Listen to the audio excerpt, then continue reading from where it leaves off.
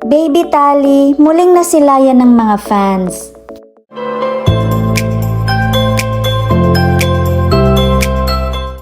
Ilang araw na ang nakalipas sa pagpunta ni Baby Tali sa Amerika at masayang-masaya ngayon ang mga fans sa bagong update na ibinahagi ni Marites Lumbre, ang ina ni Tanch.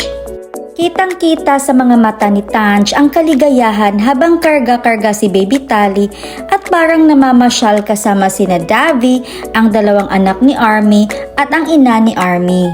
Eto na talaga ang matagal na pangarap ni Tanch, ang magkasama ang kanyang mga anak sa Amerika. Kay Marites Lumbre ngayon nakakakuha ng update kay Baby Tali dahil tahimik ngayon si Tanch sa SOCMED at ninanamnam pa siguro ang mga moment na kasama si Baby Tali. Pati si Daddy Vince ay wala ding update kay Baby Tali kahit aktibo na ulit ito sa SOCMED. Umani ng iba't ibang reaksyon ang mga larawan ni Tanch at ang mga bata. Marami ang natuwa para kay Tanch at ang iba naman ay nag-alala dahil maraming bata itong inaalagaan. Ngunit dalangin ng lahat na tuloy-tuloy na ang kaligayahan ni Tanch at umaasa ang mga fans na huwag ipagdamot si Baby Tali dahil ito ang nagbibigay saya sa lahat